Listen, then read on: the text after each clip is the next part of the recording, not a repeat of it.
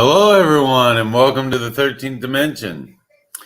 I'll be hosting tonight. Unfortunately, our good buddy Scott Wilson is sick. He's been under the weather, and a lot of that is due to him working way too much with all the snow we've been getting. So I'll be hosting along with my special non-existent friend, Jeremy York. What's up, Jeremy? How you doing, Tim? How's it going? Good. And we said that we were going to have Gavin Kelly on tonight and his wife, but unfortunately they are under the weather. Yep, pretty bad. They just sent a message this morning saying, "Hey, I hate to do this to you, but we're both feeling really, really bad." So and that's just the way it is, and that's something that can be expected, especially around this time of year. Yeah, I mean, Crystal and I are just getting over COVID, and then we've had other illness on top of it. So this is really my first return back to the show, and now Scott's under the weather, and Jeremy still had a lot that he's been dealing with. So it's been hitting us all. So prayers with everybody out there that's feeling sick and feeling under the weather this time of year. Yeah, and it really does suck for all out there, but we're gonna get through it. We are. So what do you say about let's bring on tonight's guest then? Let's do it. And she is from UNI Research, Miss Robyn Ramsey. Hello. Hi, thanks for having me. I appreciate it. Yeah, thanks for coming on short notice. Oh, it's okay. I think I was scheduled for next week anyway, and Scott said would I come on tonight, and I'll just do anything for Scott. Although I had all these wigs out and all this stuff planned, and I was like, oh, Scott's not going to be here. I'm just going to put all those wigs away for next time. Yeah, I Scott loves his wigs.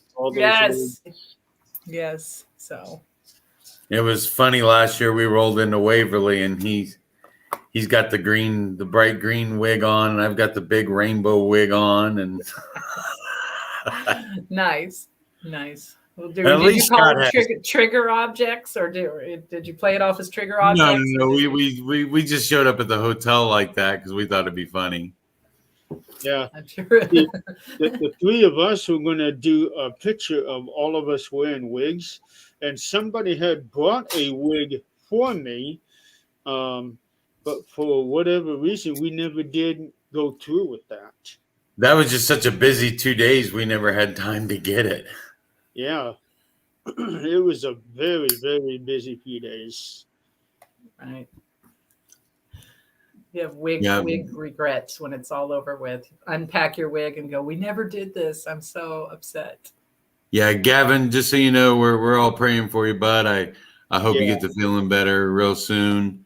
And same with you, Scott. He said it. He said, I love you, Robyn.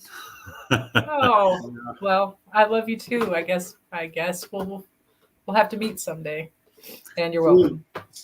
We will.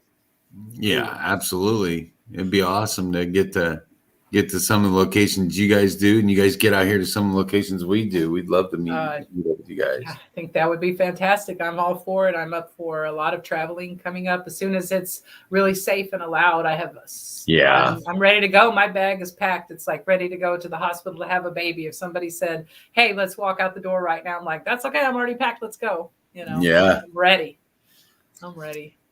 Well, I will say this: when some of you guys came out back in the summertime, I had so much fun hanging out with you guys. Yeah, it is a lot of fun. Sometimes when we're together, we have to make sure and remember to actually investigate as well. Like we're just rocking and having so much fun that we're like, oh yeah, we have stuff to do. We have the same issue. Or trying to set up and scare each other. Yeah, that too. And I have to remember not to do that at the top of the stairs. I'm always like, why am I standing here at the top of the stairs? Like someone comes up, I'm like, it's not a good plan. Well, Crystal went out and bought Scott hates spiders. So Crystal went out and got a little motorized spider that the more you run away from it and yell, the more it follows you. That's just cruel but hilarious, and I love it. I love it. Yeah. Funny. Like, So yeah. things like that we do to each other. So Yeah. it's always a good well, you time. know, there's the rubber snake that you put the fish in line, and then you clip it to somebody's pants or jacket when they're not paying attention. And so the more they run, of course, it chases them. I'll give you that one, and I want to see video of it. Do it. See, the big problem with me is I don't scare easily. I'll startle. Something can startle me, but I don't run away from much. So it's not like it's gonna absolutely terrify me. Right. So Me too. I've I had have several a people. reputation. I'm getting a reputation. Like, don't you have a soul? Like what they always joke, like, don't you have a soul? You're just a black hole. Like anything could happen. People scatter in different directions. And I'm like, I'm just going to stand here. Yeah. Experience it. It's what we're there for anyway. Right. I am going to be a little quiet for a moment so I can share this out everywhere. Cool. Yeah, I know. You got a lot of places to share too. So Robyn, tell us a little bit about the and I know you've told it on the show before, but tell us a little bit about the mission of you and I it's you and I research, right? Yes, yeah, it's spelled UINI, but it's really like you and I, as in other words, we're doing things together with other people. I think that our name is almost one of the definitions of para-unity. We want to work with as many people as we can. And part of our goal is to definitely further the research, get ideas from everywhere we can. We are a science-based team, but we use every method possible that we can get information from the spirits. That's the first and foremost thing that we want to know is about the spirits, the location, that sort of thing. And if we can do that through and with other people, that's a huge goal for us, you know. And then the science comes in the sense of we're big data collectors, you know. We do use devices, much like everybody else. Not really the typical. We don't really carry around REM pods and stuff like that with us. When you see our devices, they're sending information back to the computer, just in case. You know, we do like to do long exposure photography and that sort of thing. So, for instance, if or on video, we caught an apparition walking by at a certain point, and I may have data collection devices put out there. We'll be able to correlate that data. We'll be say, okay, look at this timestamp. Here's this apparition. Wow, look at our data collection devices. They were able to see the energy change and the entity approach. Timestamp. Here's the thing, and we watch the entity walk off via the data collection. You know, the data points walking off. So it's just like a correlation of data, that sort of thing, and Lord knows the founder of UNI Research, he loves his charts. So you will see a chart about it at some point. And we share laughing. He's probably watching right now. But it's true, though, and it's really helpful. And if you go back to the same locations over and over, you know, people talk about hot spots and that sort of thing. Like you can really hone in. And the goal really is to find out over time what the best situation is not just EMF, but humidity and everything else that we all talk about, like ghosts or weather, you know, and a lot because it's the physical world. And so they manifest using the physical things around them, using the physics and the physical things around them. So can we optimize that room or that area on a certain time and date or whatever to optimize communication? So eventually, like that's where we want to get. It's just like more of an open channel, you know, using the data that we've collected. Very cool. Very cool. And it benefits the field as a whole because the research that you guys are doing is basically, you know, what situations are optimal for communication. Yep, and we share it. We're open sharers of information, and we will love, you know, people get so weird sometimes about giving you their EVPs or giving you their information because they think that you're going to use them, and it happens. I've heard of my own EVPs being presented on it. This is a long time ago on a land far, far away. My own EVPs being presented as somebody else's before, so I know it happens. But in our case, we give full credit to everybody if they want to share. For instance, if they if they have an EVP and they've recorded the time and temperature and, a few other things that we like to know about. Really, we want to know how long it takes. Did it take 30 seconds, 45 seconds for them to answer? Were you in was there a wooden floor? Is it a tile floor? What kind of house were you in? What kind of roof does it have? What kind of substrates underneath the house? That sort of thing that we're interested in. That seems like not much at the moment, but when you start piling all together with like a lot of other data, it starts making sense. Oh yeah, Crystal and I actually tried to do a show once where we suggested people send us their evidence, and then we would present it as an open panel for our viewers to interact. And it just didn't fly. Nobody wanted to send us any evidence. So it's one of those things where it's, people get so crazy about, well, what if somebody debunks my evidence? Well, then that's good. If somebody's able to debunk my evidence, that's great.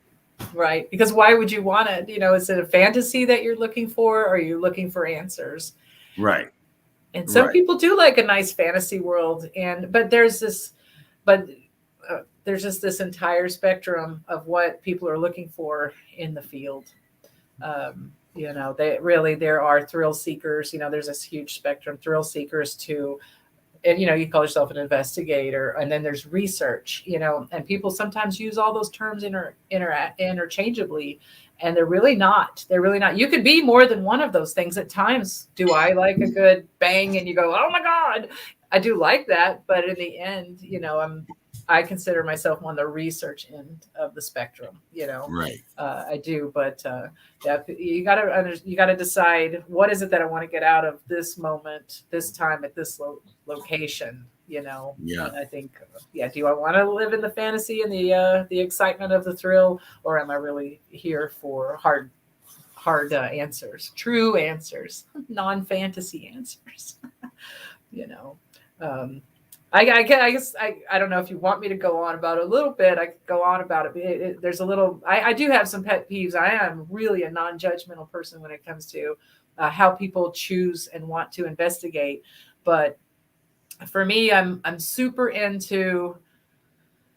Do you know how this building was built? Do you know when it was built? It's not just for historical information. If you know when it was built, you might have an idea of the construction techniques that went into it. What's behind the walls that you're looking at? What are the walls actually made out of? Like, this is not sheetrock. This is horsehair plaster. It reacts differently to humidity than a little slightly differently than a sheetrock would. It disintegrates in a different way. What's behind the walls? What's when was this floor put down? What kind of wood is it? That sort of thing. Because people say like, oh, I walked down that staircase and something followed me down the stairs. You're like, did it? Or is just the wood recuperating from your weight? And it may take a few moments. And, so let's, you have to test that sort of thing out and kind of know, well, when was this built? Was it ever refurbished? What kind of wood did they use? That sort of thing. So you kind of, for me, I'm always asking, do you know how the location was built? What were and it frustrates people a little bit. And I if they don't know, I let it go. I'm not a jerk about anything, but, I do feel strongly that you should know that as much as anything else, Yeah, it is. I'm really big on following up evidence, trying to recreate it, trying to debunk it, trying to find if there's any other like we were at Randolph County Infirmary a few years back, and we were up in the attic, up in the main top floor of the building, and we kept hearing this really high pitched kind of a squeak noise, and we could not figure out where it was coming from. And Scott Wilson's son, Aiden, just jumped right up. He's one of our junior investigators. He just starts walking around, seeing if any floorboard makes that one particular noise. It was great to see that out of one of our junior investigators. Yes. But it took us a few hours to figure it out, but it ended up being an exhaust fan that was in the ceiling. Yes. and it was making just so often it would make this high pitch as it was going around. So you know, that the repetitiveness in and of itself is like a clue that it's not paranormal, especially exactly at any sort of interval. Yep, exactly. And then on the same hand, we're in that same room. Actually, there's another little back room. I went back there to set an EVP recorder up, and I caught a hard soled boot step. I mean, plain as day, you can hear the two tap of the step, like you would with an old hard soled like click click, yeah, like a heeled boot. Yeah, exactly. You can hear it plain as day, and none of us were wearing that style of shoe. Right. Everybody had on tennis shoes. And I tried to recreate that sound, can't recreate it. Yeah. But that's one that I physically heard with my own ear. The recorder picked it up like as that well. stuff too. Yeah. And have everybody accounted for, that's the other big thing. Exactly. To know where people are at. And that's another reason why we don't always use CCTVs and when we're presenting like filming or anything like that, but it's really great to go back and say, oh, okay, so and so maybe not remember, it's long nights. You may not remember like, oh, I was walking from the third floor down because I had to go to the bathroom or whatever. And it's like, no, there you are running off, and you do. And so you're able to debunk stuff like that. But for instance, like the house I'm sitting in now has balloon construction. That is this balloon construction of the timber that was used is so tall from the huge trees that there is actually the same board this is a 3-story house. It goes from the basement to the attic. So those channels, you can hear certain things. If you're standing in the basement, I could go to one of those, just like you'd see the 2x4s inside any wall or whatever, they're a little closer together. And I can talk in the basement. And if you're in one of the cubby holes in the attic coming up, you're like, I can hear what you're saying because it goes straight up. There's nothing like in newer construction, you would have 2x4s on each floor. You would have the floor built and then they'd put the walls up, boink. And so that floor covers the whole thing, and not in some of these old 1880 Victorian house. And so that there's a lot of reasons that you should know those sort of things. And one is because sound travels like crazy in weird ways. The person next to me, maybe sleeping right there, they won't be able to hear what I'm saying here, but they may be able to hear through that vent or through if I was closer to my heating vent, they would hear everything I'm saying very clearly in the basement. And the other thing is, or in the attic. And the other thing is that just to be careful, because a fire in the basement could travel to the attic like that, because it has it's like a chimney. It's like a fireplace, where it goes straight up. So you have to just kind of know all of that stuff. And so if you hear a voice, you could say, is there somebody? And then if you're alone in the house and you start hearing voices through the heating vent, or when you're in the attic, you're like, oh crap, there's activity going on right now, in the house, that sort of thing, and it. But. Team member accountability and taking a picture and then following it up. Mm-hmm. That's one of my big things, and I know Jeremy's really big on that as well. I think we could all do better taking more photographs, because that's really the thing where you go back, and because you can't remember everything, and especially in these huge locations, you just can't. Yeah, exactly. And it's amazing how much you'll forget what happened throughout the course of a night after you left, or even while you're still there. Yeah. Yeah, I'm just, if I snap a photo and I see something in it, go snap another photo. Right. Go back. One of the things that Crystal and I have started doing is trying to get photos during the daytime before we start our investigation, if we're able to. Or when we're just walking around on a tour or something, get as many photos as we can to have as a comparison data point. Absolutely. Yep. Walk through, do it, whatever you can. If it's a bunch of photos, if it's videoing a walkthrough, like anything can help, because you can say, oh, there is a mirror over there, so there is a possibility it was a reflection of one of our shadows, that sort of thing. Just any little thing, because are we really in the business to trick ourselves and fool ourselves? It's all good fun and stuff, but I have seen blatant, easily debunked things presented as evidence, and these amazing shadow figures, and it's, that sort of thing and you just look at it and go, not a chance. Is this real? This is your own shadow, right? And people they're like, that's it. We're dueling to the death because you figured out my photograph. And I'm like, I'm not in it to fight anybody, or, I can easily, and sometimes I'll just step back about it because it's not worth it. It's not going to do anything but upset everybody, and they're not going to change their mind, So certain people want to hear the truth, and a lot of people don't. Yeah. Well, I know Jeremy had some great photos, one from Waverly, and there was another one from another place. The one from Waverly, I could have swore there was a shadow person standing there. Mm-hmm. And then he goes and he shows, oh, no, look. The wall, actually, the plaster on the wall is stained, and it looks like a person. See. But from further back, it looked like a shadow there. Yes. But when he went up closer and took another photo, you could clearly tell that it was just the way the wall was. Yes. Yeah. I think that was one of my favorite things to capture, because on a couple of occasions I used that as a teaching tool. Because it was exactly the kind of shape that you would see as a shadow person, and seeing it from so far away as what that picture was showing, you wouldn't know anything else. Yeah. Right. But following up, he was able to determine that it wasn't a shadow person at all. It's just the way the wall looks. Exactly. And I took you to that spot, didn't I, Tim? Yeah. We actually, when we were there, we actually stood in that spot and looked at the wall. Yeah.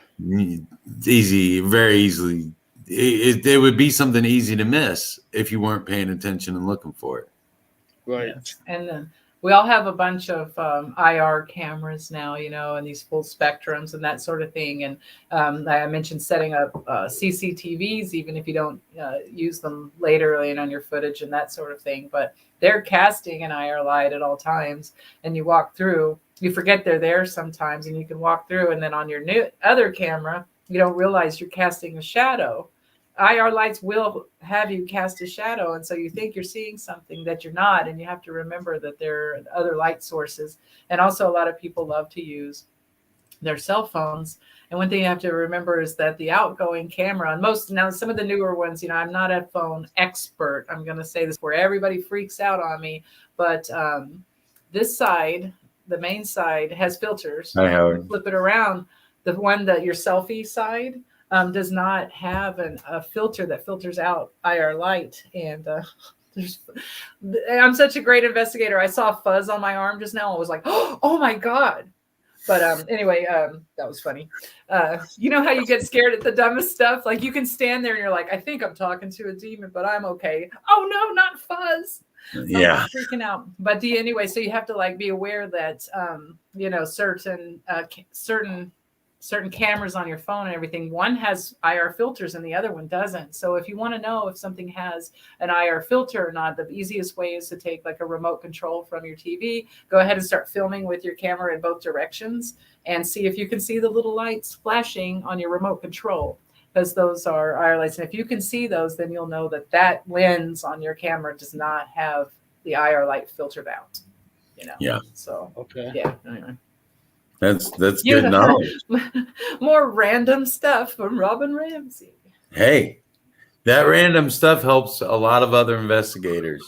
It does. Yeah, you never know what you're doing. Yeah, you never know. There's a lot of people out there that are filming everything with a phone these days. Yeah, and they're good cameras. Yeah, I just got for Christmas. I just got a drone, so I can start flying the outside of some of these buildings and stuff and looking in through the windows. Nice. And but it runs through. Funny to me. It runs through my phone. I'm gonna be looking through the windows. I can't wait. I don't know why that's so creeping funny. Outside.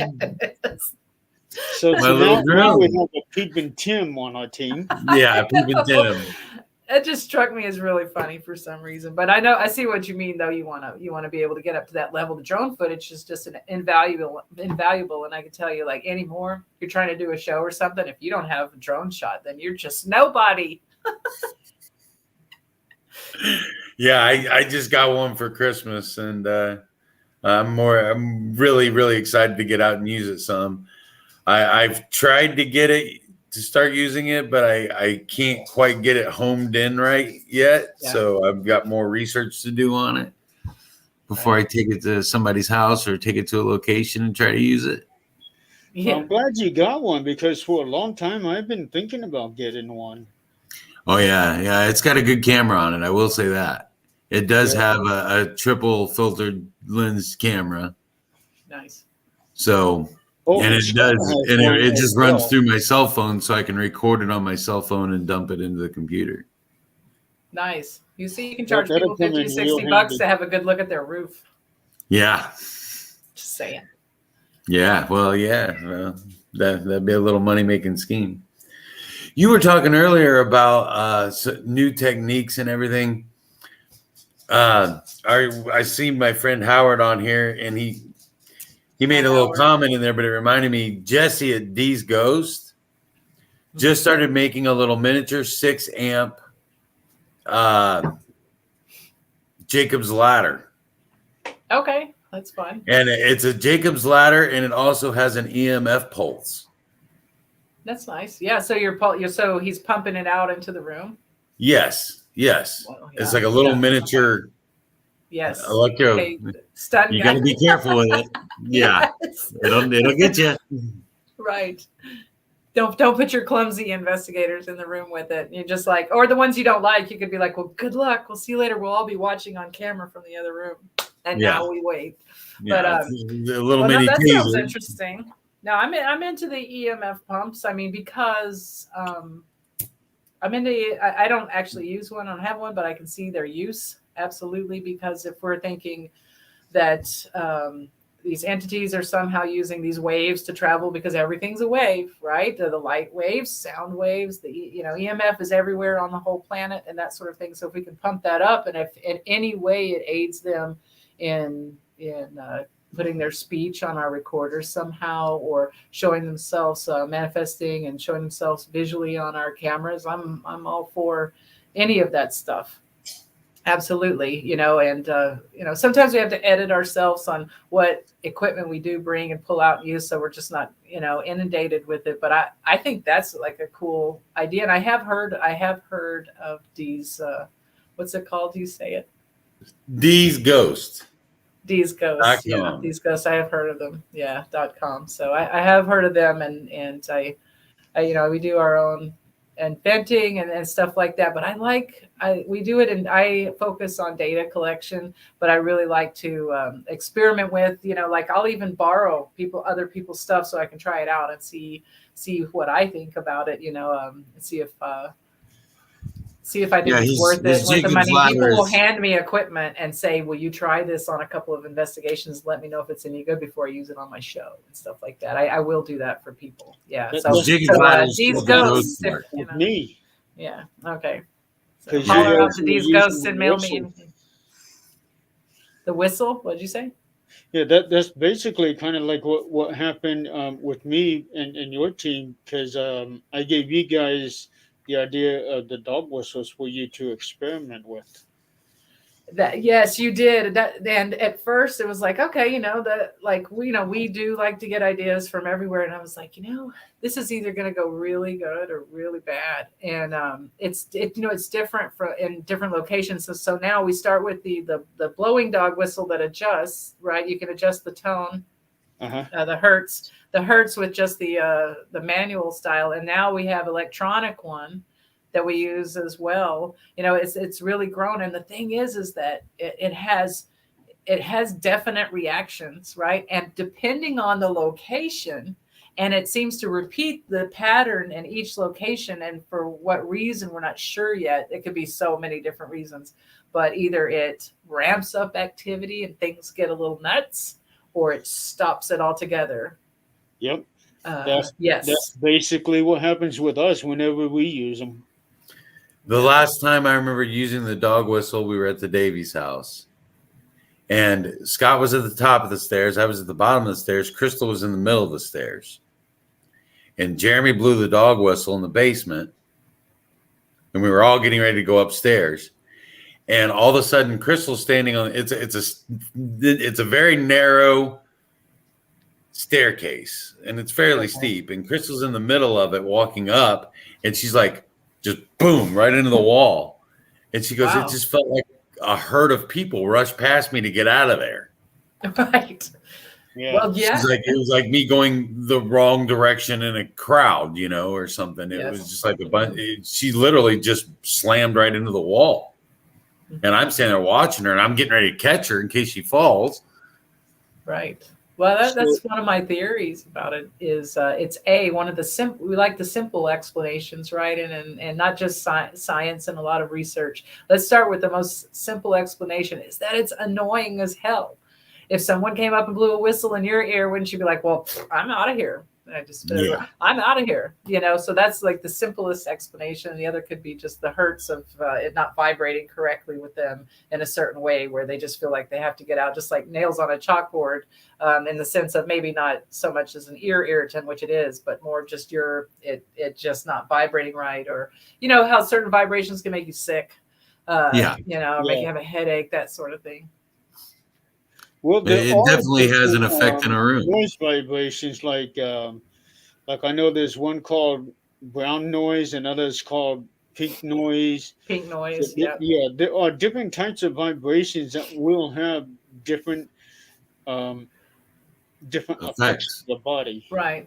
Well, it's all waves. If you want to think of just everything as waves, and I don't know why this entered my head, but do you guys remember? And I think it was the late '80s that they were.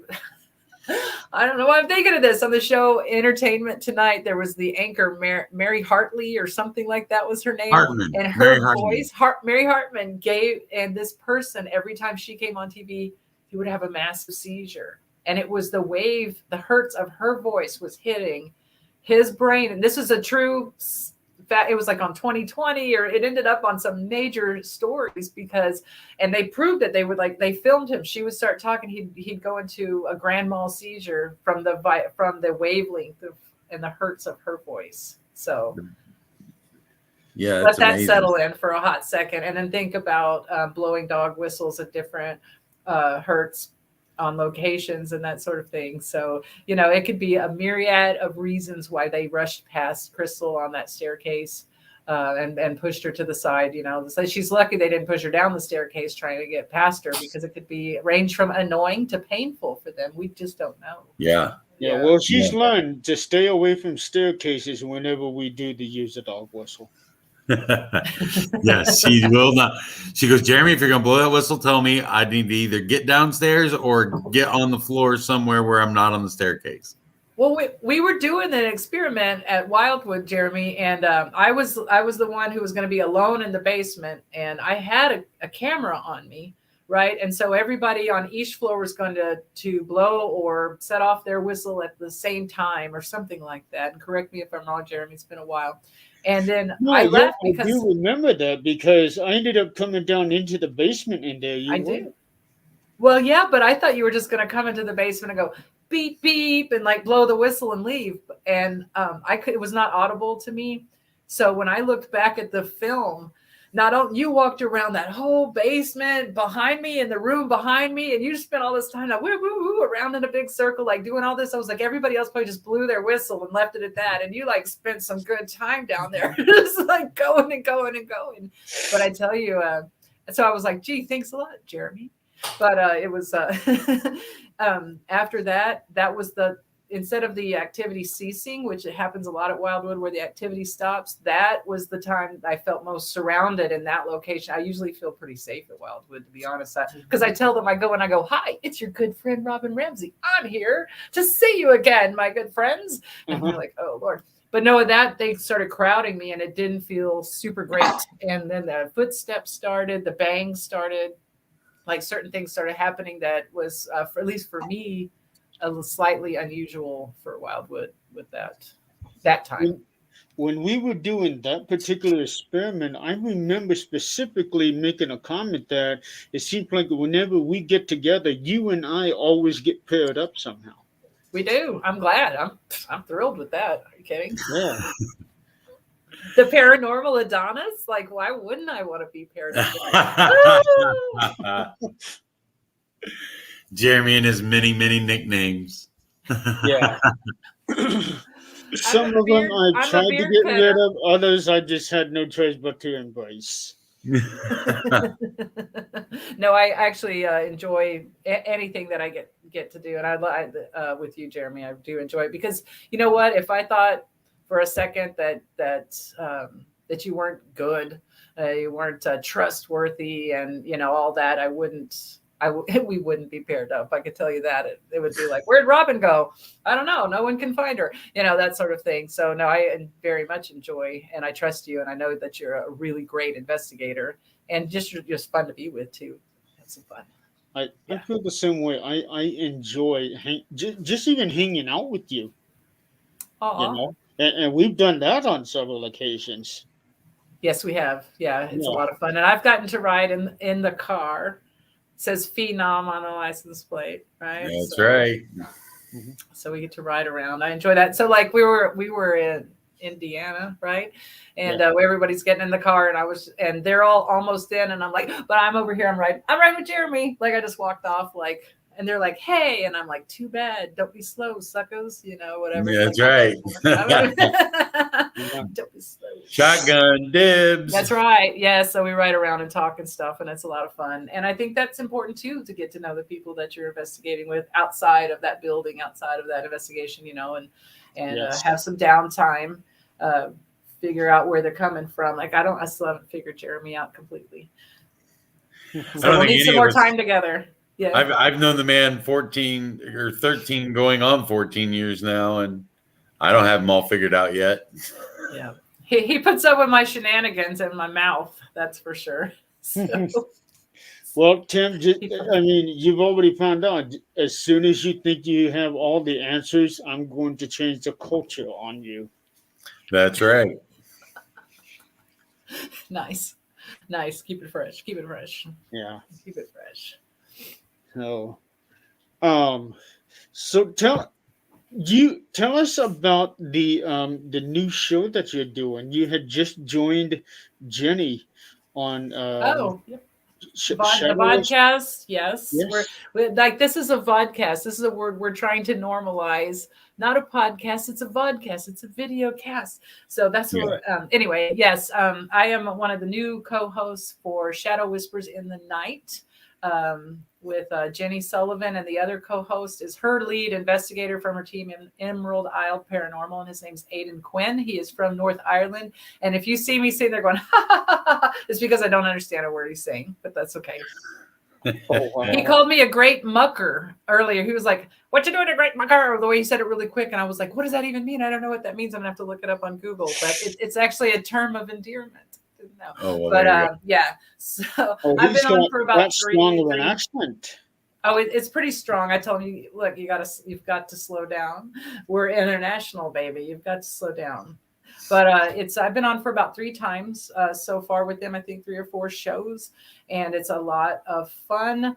We have been having fantastic guests, and she was doing this, of course, before I got on. She's having big guests, you know, like Kieran O'Keefe, you know, all the UK, that parapsychologist that we all know and love.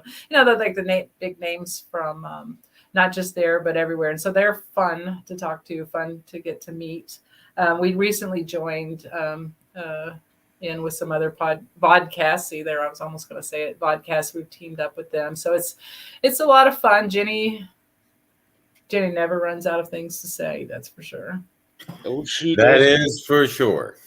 She's probably not watching. I've been on video chat with her until 3, 4, 5 o'clock in the morning.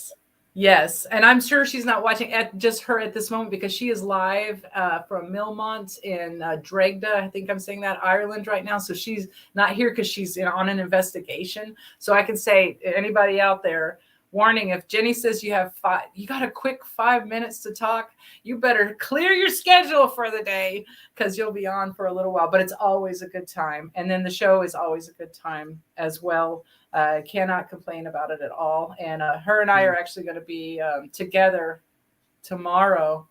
I'm saying this while I'm thinking. It'll be 8:30 Ireland or UK time, 3:30 USA Eastern on a show, Shadow Whispers with international medium Charlotte Underwood. That I can remember. She does a lot of. She's good, and so I'm a little afraid of being read by her. That she's gonna see all the stuff. She's gonna see my soul. But yeah, so loving the podcast. I used to be really afraid of being read by mediums, and then I kind of I was like, well, you know what? I'm just gonna allow them to see what I have, and I get all this really nice stuff. So, oh, there you go. Yeah, I was on Howard's show last week, and Empress J read me on there. And she had a lot of very nice things to say about me, which made me feel very good about myself. So I was happy with that. And I just had a reading last night by Chris Garcia, and he nailed pretty much everything. Wow! Wow! So yeah, it is really interesting being read by mediums.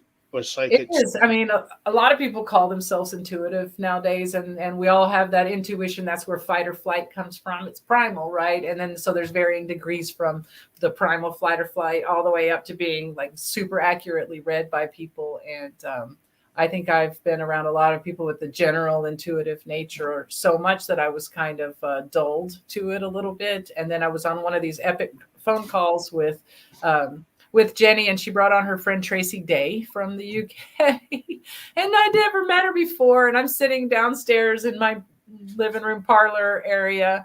And out of the blue, she's just like, oh, I can see a mist forming next to you. So I look, I'm like, I don't see anything, but she's on the video, and she was like, oh, there's a woman standing there. Does name Mimi mean anything to you?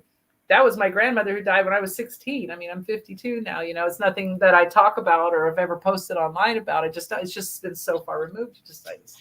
And I was stunned. And she was like, oh yeah. And she's got, basically she told me, oh, your brother's there, and this is how he died, and this, and I was like, what's happening? I was like, oh, nice to meet you. And then she's like, pal, here's some information. Pal, here's some more information. Here, and so I was like, oh my God, this is all too real. This is happening, and I can't believe she did that. And then she's like, but anyway, dear, it's really lovely to meet you and everything. I'm like, holy, what just happened? And I mean, she was so accurate. It blew me away. So I like her, but it's also scary. It can be, yeah.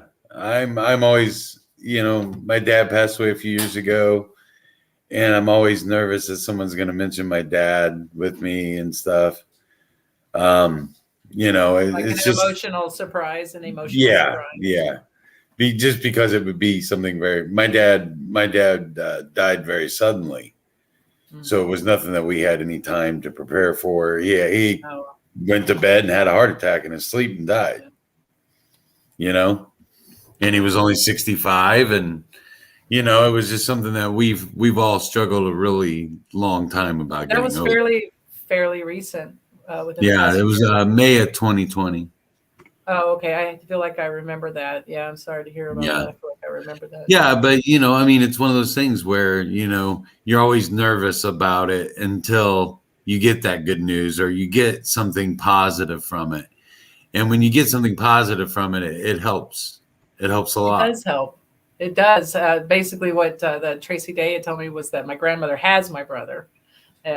She's got him. And she's like, taking care of him and all this, taking care of business, TCB or whatever. So I always felt like he was more of a lost person in general. So I always was hoping that he had found somebody where to be, somebody to because then that brings into the whole thing that we do about breaking up people's paradigm about what happens when we pass away. Like a lot of people, they don't want to hear that there may be other options other than going straight to heaven or hell. You know, I guess some people are Yeah. believe they're not going straight to hell, but you know what I mean. And so you're like, well, I think there's a bunch of other options and things that happen, you know. And yeah, I'm just glad that he found her, or she found him, or whatever it was. Yeah. And I honestly, I'm one of those people that believe that we do have people that watch over us, and do have people who kind of help guide our lives once they're gone. And especially people that we looked up to a lot in life. Right. So, you know, it's one of those things where I'm a big believer in that, and, you know, that they're still around and still help us. I want them around to a certain degree. And then sometimes I'm like, I'd like to be alone. I'd like to be alone now, but I can kind of feel it. But evidently over and over, Lori Wagatha, who's one of the owners of Wildwood, she's I guess intuitive, medium, Reiki master, that whole thing. And I was out getting pizza one day for the team, come back, and she has a message for me, like, my brother's there. Right. And I was like, okay. It was this big deal when I pulled up with the pizza. I pulled up in the truck and everybody's like outside. I'm like, oh my God, what happened? You know, did someone fall through a hole in the third floor? Like, what happened? You know, I thought something bad had happened. They're like, Lori has a message for you. It was very dramatic.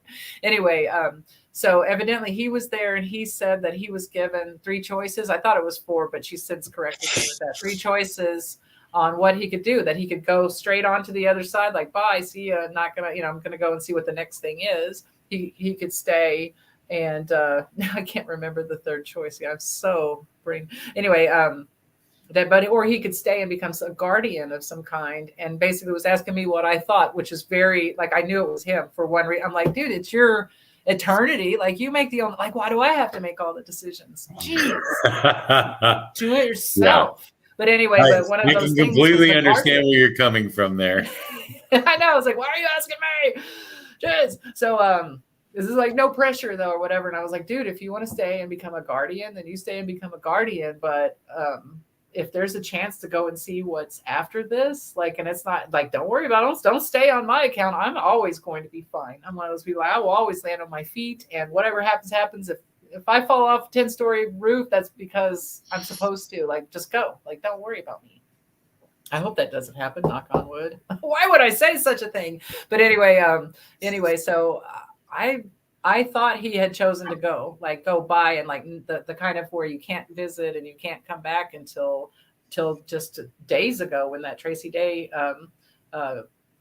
psychic or medium, whatever, said that he was standing right there with I'm pointing like I'm just remembering, like, we're pointing right there, you know, that he was standing right there with my grandmother. So I suppose he chose to stay and be a guardian, I guess, of some kind. But that's okay. But a part of it's like, you know, do I get to choose when my guardian's around, or are they just kind of like hanging out, you know?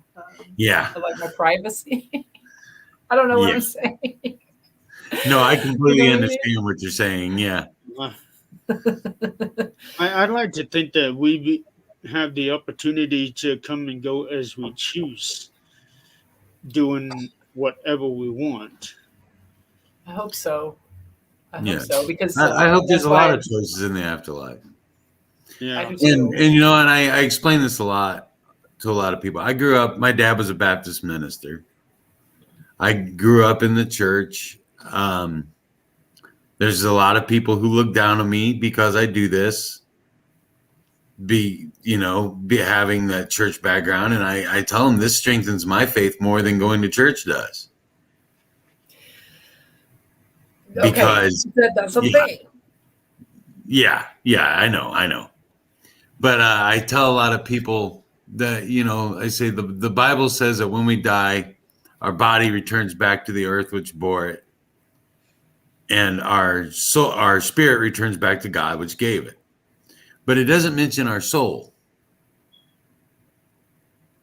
And that's what I think is that imprint. The soul is what makes us individuals. Mm-hmm. It's what makes us us. You know, it's our consciousness, our conscious being.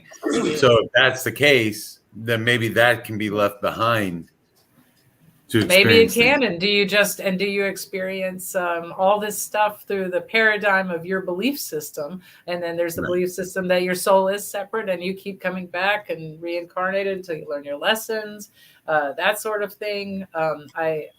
it's really funny to me that paranormal investigation can change people drastically, either A, reinforcing or rebirthing their beliefs in their certain the religion they're born into, because that face it, that's what happens. We're born into certain religions. You decide, wow, that was accurate. You know, you may stray away and you go, well, that was accurate, or I feel like it is, or I need this to feel safe, so I'm going back to that. And then the other end of that spectrum is you go, well, that's not correct at all. I feel like I have different answers completely. So forget everything I was born into and raised into. I'm choosing to believe this. So yes, I've seen it go both ways. And then also the whole spectrum here. Whoa, here's the waves again. Look at, that's my theme of the night. Here's the waves. Like you start off this and this religion, you lose the religion, you come back, and then you do, you know, you just keep coming and going in and out of certain belief systems. And then, so when you pass away, what if you have an extremely strong belief system of a certain thing? Is that how you experience the afterlife? You know, there are certain religions that think you do experience like that, you know, so we don't, we'll all find out. I did a paper. I've always been real conflicted with myself as far as my own belief system, because you know we're looking around, trying to either prove or disprove spirits or souls being in the house, and at the same time, you know, I'm not afraid to admit that I'm one of those guys who doesn't necessarily follow religion, but I'm also not somebody who is going to say, okay, God does not exist, but I won't say God does exist because I don't have evidence one way or the other. I'm just gonna say for me, and if we're speaking strictly of investigation techniques, I approach just like I would say I'm not a language expert. I am a language specialist. I do like to use language in my investigations. So if I'm going to speak German with someone who I suspect spoke German while they were alive, and whether or not they knew English, maybe and after death they feel most comfortable speaking German. Well, I'm also going to approach them more than likely with the religion that they were comfortable with and that they believed in when they were alive. I approach it on their level, not from my point of view. And this is another, you know, I'm like I said, I'm a pretty easygoing person, but I do have trouble with people that approach everything like, okay, that's a nail, then I'm going to, you know, that's a hammer and the nail approach, you know, like I'm going to be the hammer and everything. You're the nail, you're a spirit. Well, I'm the hammer, bam. And I'm going to approach everything with my point of view. And you have to stop and switch around. If you're there to find out information about them, why don't we approach it from their point of view or their life experiences? Don't you think that they would be more apt to speak, talk, and be open to you? And whether or not I believe in Catholicism, say I just threw that out. It's just a random thing I threw out. Nobody come at me like it was whether or not. But if they were Catholic, I will definitely discuss things and ask questions based on that religion, because that's what they're comfortable with and that's what they believe in. Exactly. Yeah. It's just like music, you know, when you're in a place that was real popular in the 1920s, you play 1920s music. Exactly. Just expand on that. What makes them comfortable? Because what we're trying to do is communicate, you know? Yeah. That's what we're trying to do. And we're trying to find out what they know. Right. So don't come in, you know, the yelling. Don't come in, you know, like yeah, I'm not a big provoker. There are situations where I think it works. One place in particular, the Davies house, it seems to respond to negative activity, to negative attention. Yeah, it makes it lash out more. Well, we know people like that, don't we? Yeah, the argumentative types. Okay, exactly. And it's kind of like my old friend that's in the chat here, Howard. I know he's been watching off and on here, getting ready for his show after ours. You know, he said it best of all. If you're an ass in life, you're going to be an asshole in death. I completely agree. I concur. Howard, completely. And I think we've I think most of us who've been around for a while have experienced that sort of thing. You know, like I said, like some people are just argumentative. Some people, if you can't come in yelling, they're going to run and hide in the closet. They just don't. want to respond to that sort of thing, Exactly. Yeah. So And I believe they're both I believe they're both kind of spirits there at that one location. Yeah. It's just that one spirit is a very, very nasty person. He was a nasty person in life. He does not like men. He's very, very aggressive towards women. We found that one out the hard way too. Yes, we did. Yeah, we did. And he loves to attach to women. Oh, really? Yikes. And in life, he kept a woman locked in a bedroom. Okay. And when she was really bad to him, he would lock her in the closet. Eventually, this woman got away from him and broke free. Mm-hmm. But that's what this man did in life. And he's still trying to do it now. Yeah. When he gets near a woman that he... Especially probably a strong woman that might, even not necessarily vocally or with their voice, provoke him. Just anybody who might challenge him, he would want to show his dominance. Prowess of dominance. Yeah. Yeah. Well, there was one instant there in this house. Yeah. We were doing an experiment. It was a blind experiment with this young lady. My daughter. Yeah. Well, I didn't really want to call her out, but yeah. Okay. So it was her.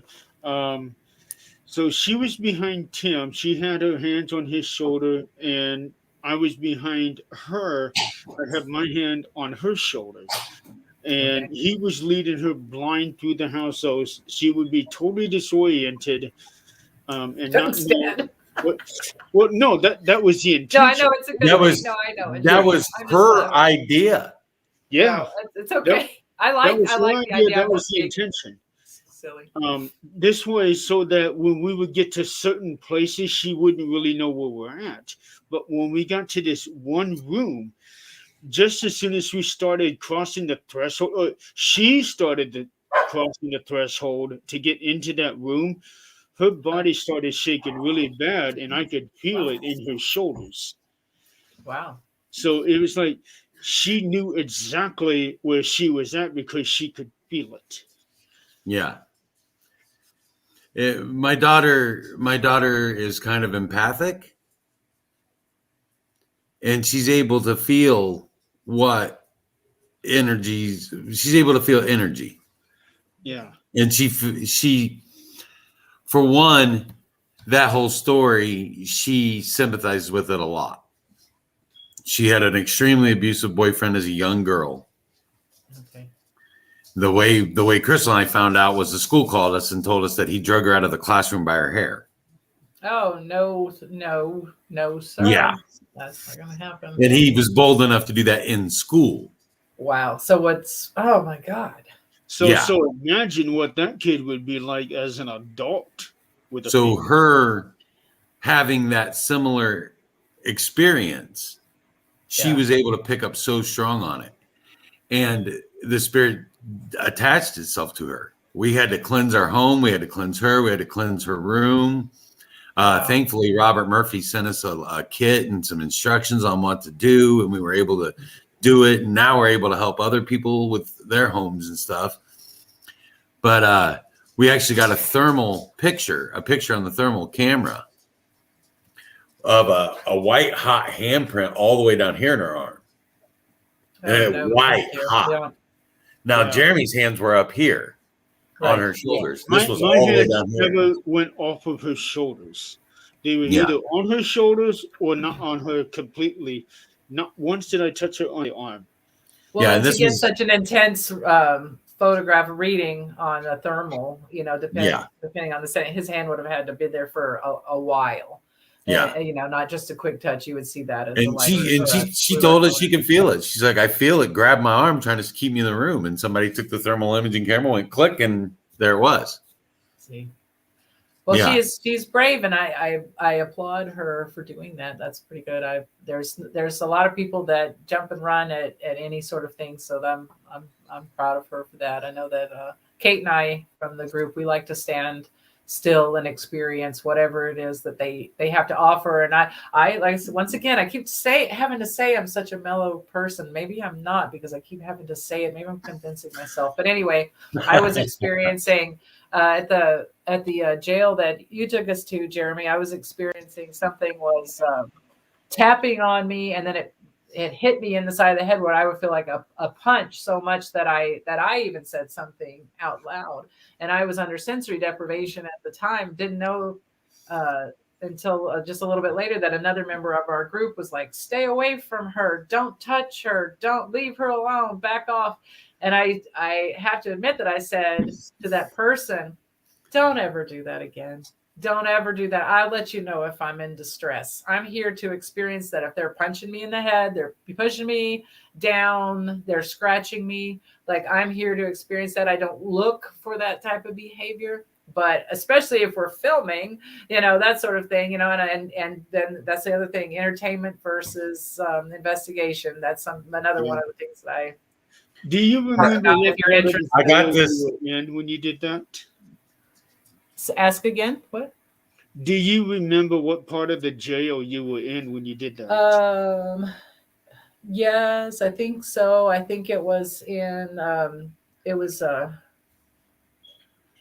gosh, the name of it. I'm trying to think. It did have a lot of rubble on the floor, and it Universal. was the cell at the very back left was the hot cell. It was maybe the 2 or 3 last cells were very hot, very dirty.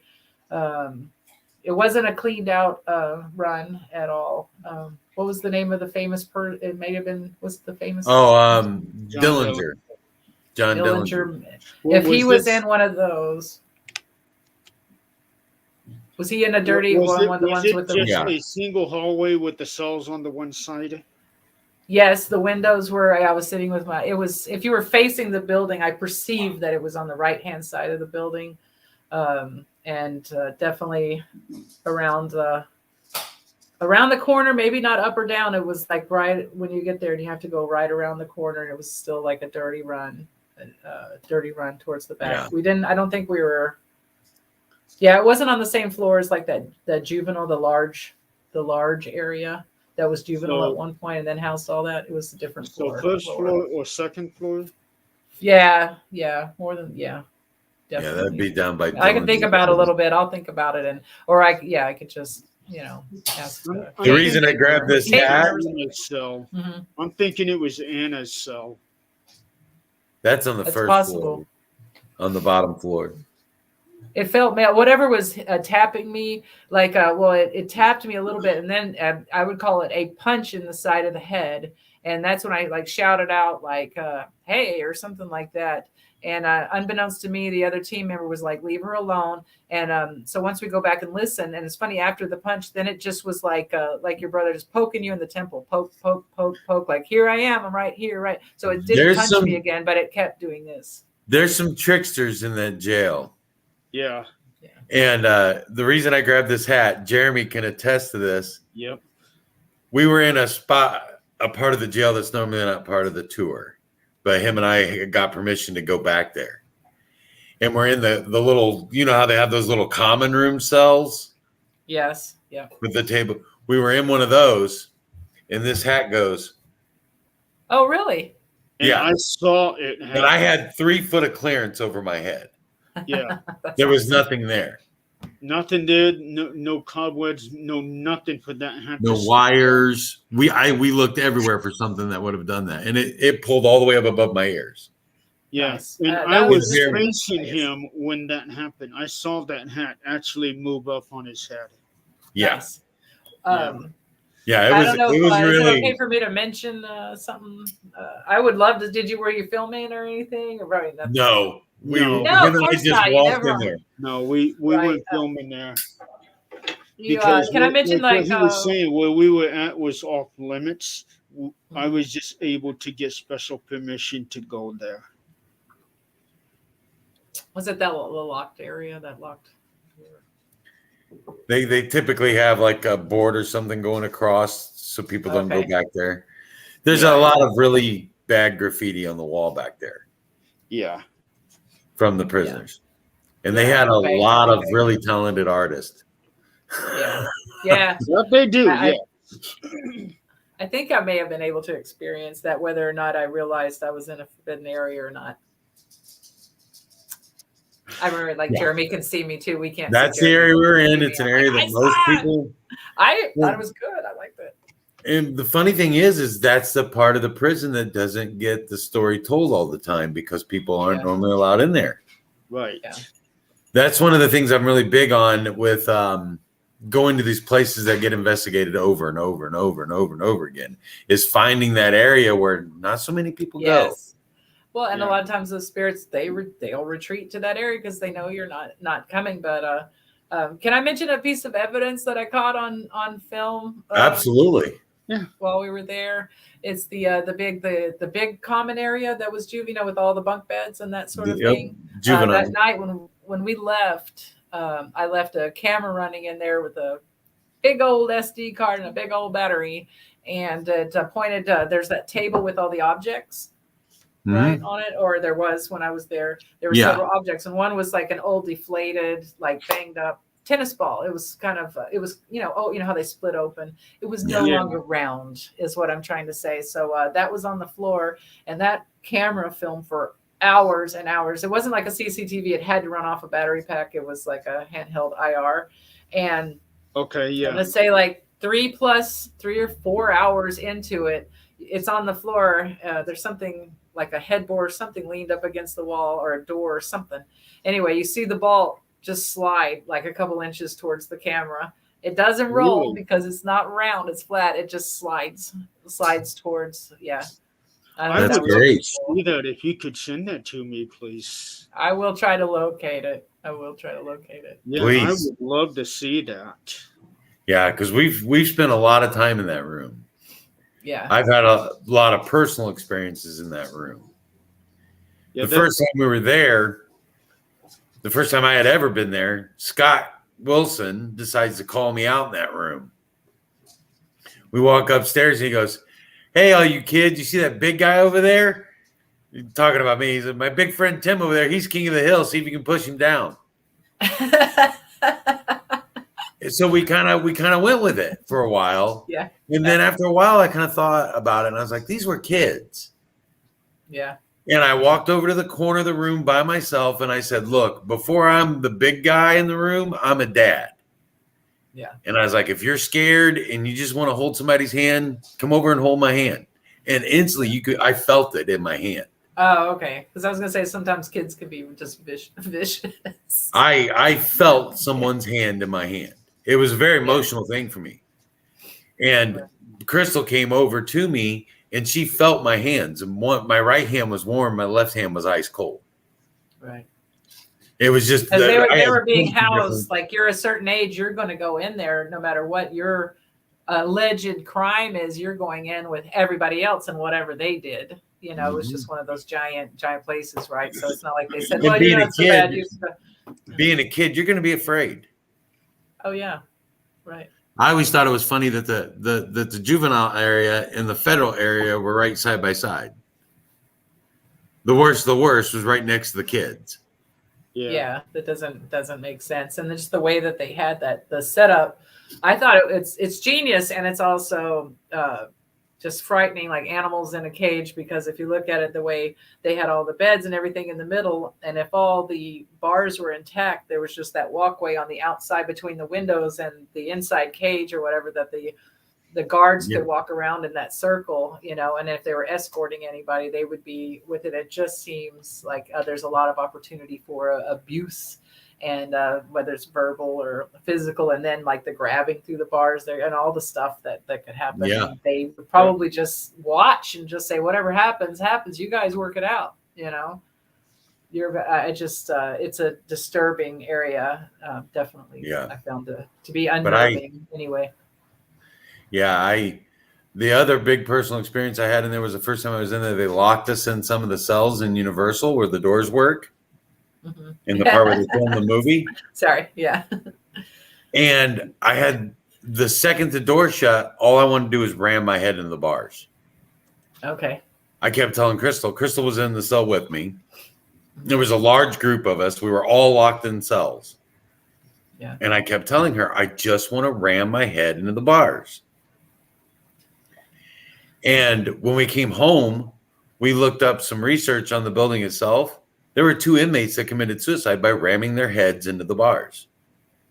Wow. Oh. Yeah. And most likely in that They cracked their particular skulls cell open. that he was in. That was That's the why cell I you love were that going we to that left place put so you much. in.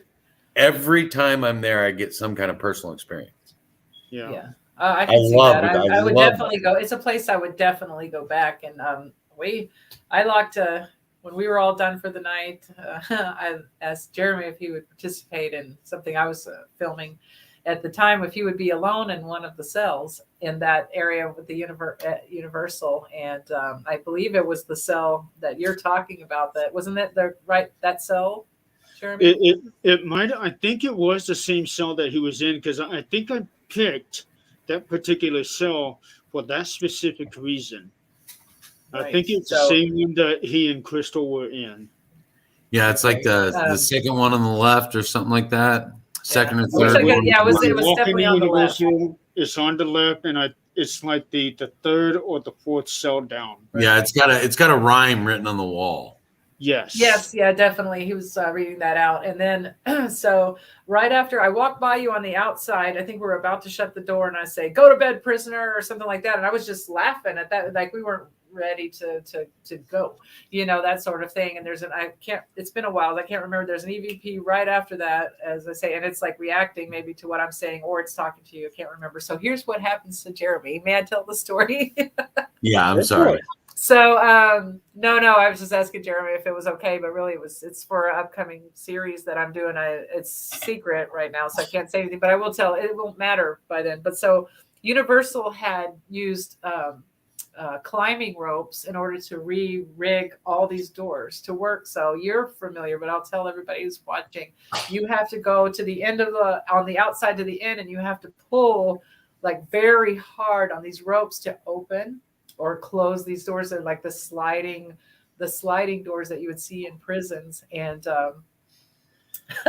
so we close it. It works. We filmed, like Jeremy's in there, he's asking his questions. You can watch the cameras and everything with him doing his thing and reading the rhyme and talking. It's really cool. And one of the funny things is actually that I caught, Jeremy, was you say something about your a headache or a head at the same time. And I'm not a big like orb person at all. I know most of it's dust or whatever, but it's funny because you're like, oh, my head, or say something about my head. And right then this big ball just goes boink right into your head. It was definitely Ghost Adventures material.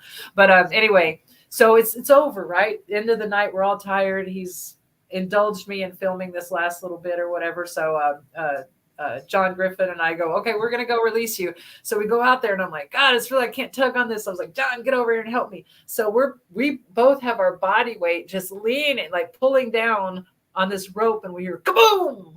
And we're like, oh, okay, whatever. And then we realized, I was like, no, John, we didn't have a flashlight. It was pitch dark. I was like, the rope's in my hand. The rope broke with the doors shut on the cells. So Jeremy's locked in the, and Nick Mulet's there. Like chaos ensued, right? Chaos ensued. We're all like, you can hear the cameras get set on the floor. It's really funny. And then you see all of our feet running around. And Jeremy's cool as a cucumber. He's like, he knew he was going to get out. Like, it's like eventually or whatever. We were all like, oh my God, he's locked in there forever. Bye, Jeremy. We'll never see you again. We'll bring you some honey buns. Funny.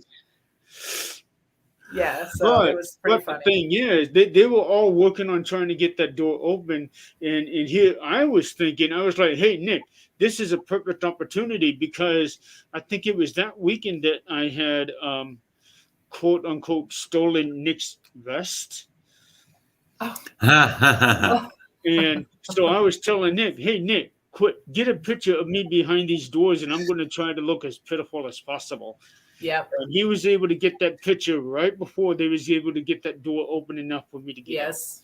Yes, it's a great picture, and I think Sarai from our group got a similar one, and I was going to use that as one of the show's banner type things. and maybe part of the opener or whatever, but I really appreciated your indulgence. But it was funny because we all had to work in tandem, grab a door, because Sandy, who's she own or run it, she's the right. She runs it. I was like, I remember that moment. I was like, I don't want to tell her I did this. Oh my God, I have to tell her I did this. But she was cool about it. She was super cool. So she says, everybody in tandem, just push the door to the side, and he'll be able to get out. But Sarai in our group, for whatever, she was like, Sarai, smash, I'll release you. And this small person, like, she goes over and grabs the door, and she was just gonna like take this prison door like off the wall with her bare hands. And I was like, you go, girl. And Sandy was like, stop, don't do that. Like, then he really will be trapped or whatever. But I was just like, wow, everybody just sprung into action. Well, half the people were laughing and the other half sprung into action. But Joshua, they use ropes because the movie Public Enemies with Johnny Depp was actually part where he escaped from prison or from jail is actually filmed in that jail, and Universal redid that one area of the jail, and they did it, as inexpensively as possible. Yeah.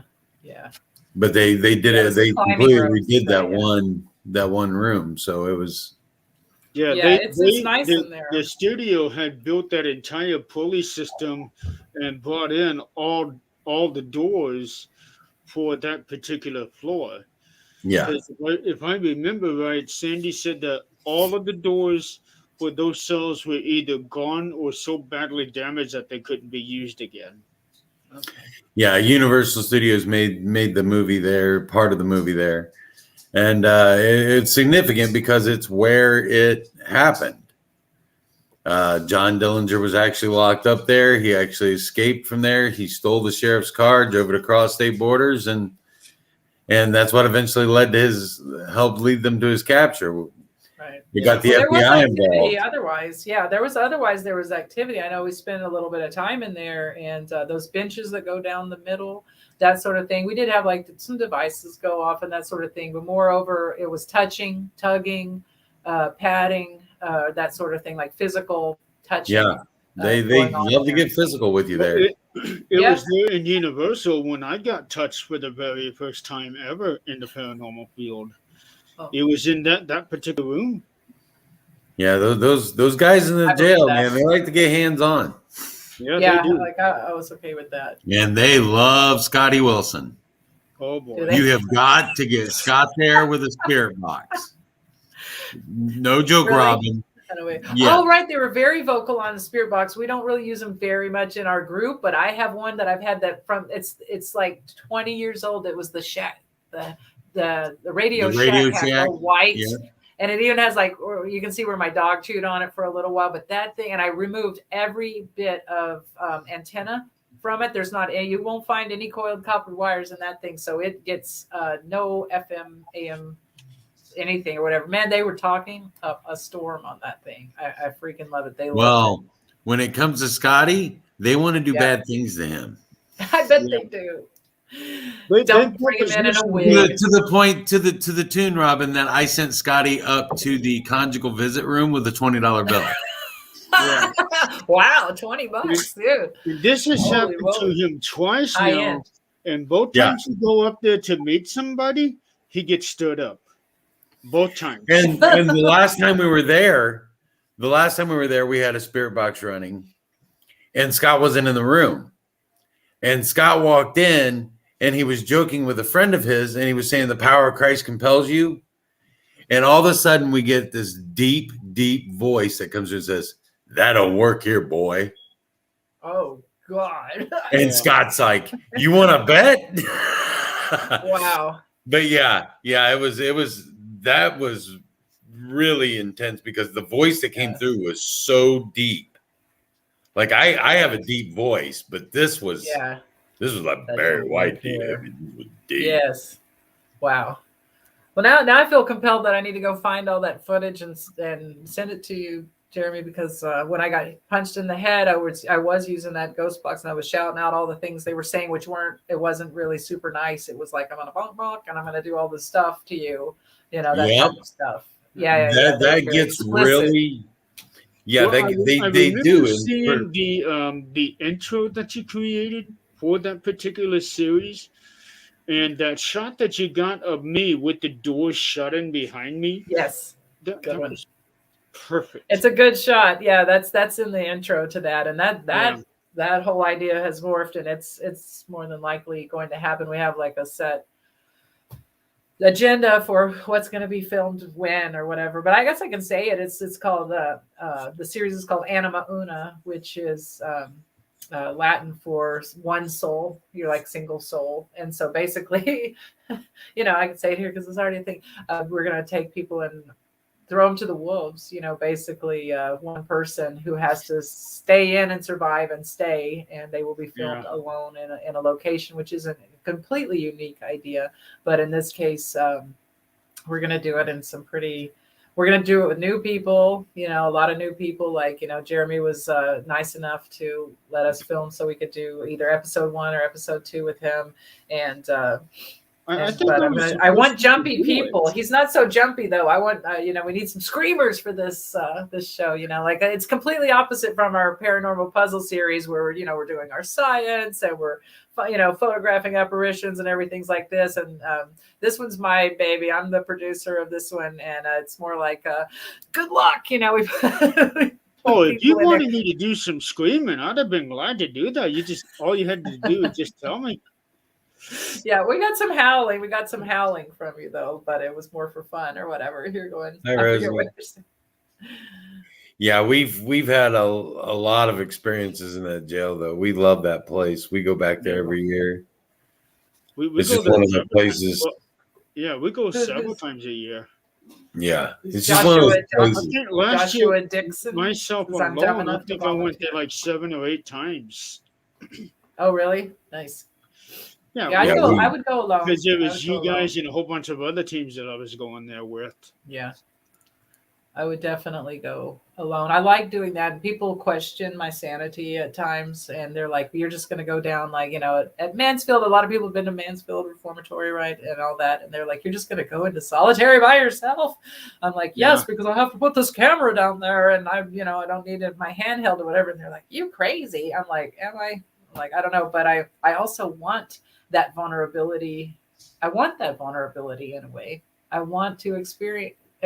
They said there's a shadow man that stands down there and he stands there smoking a cigarette and watching you. It's like, I want to see that. Yeah.